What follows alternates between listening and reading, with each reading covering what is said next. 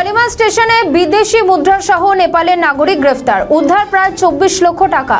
গতকাল পাটনায় শালিমার দুরন্ত এক্সপ্রেস করে আসা এক নেপালি নাগরিককে সন্দেহজনক অবস্থায় শালিমার জিআরপি আটক করে। জিজ্ঞাসাবাদে তার পরিচয় নেপালের বাসিন্দা ইন্দ্র বাহাদুর কাটোয়াল বলে জানা যায়। তল্লাশিতে তার কাছ থেকে প্রায় 23,63,800 টাকা মূল্যের বিদেশি মুদ্রা, যার মধ্যে ইউরো, ডলার এবং নেপালি কারেন্সি ছিল, উদ্ধার করা হয়। অভিযুক্ত জানান তিনি এই অর্থ দিয়ে ইলেকট্রনিক সামগ্রী কেনার উদ্দেশ্যে এখানে এসেছিলেন। তবে এই বিপুল পরিমাণ টাকার কোনো বৈধ নথি বা প্রমাণ তিনি দেখাতে পারেননি। প্রয়োজনীয় কাগজপত্র না থাকায় জিআরপি তাকে গ্রেফতার করে।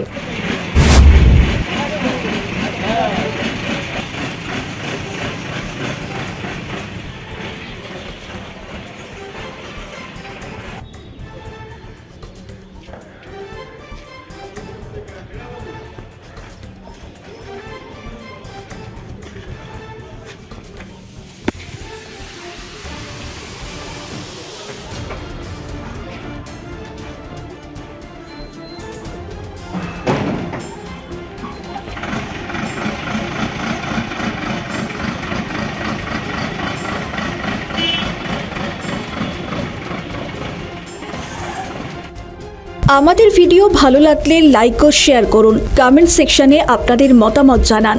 আরও ভিডিও পেতে আমাদের চ্যানেলটিকে সাবস্ক্রাইব করুন এবং প্রতি মুহূর্তে খবরের আপডেট পেতে প্রেস করুন বেল আইকন।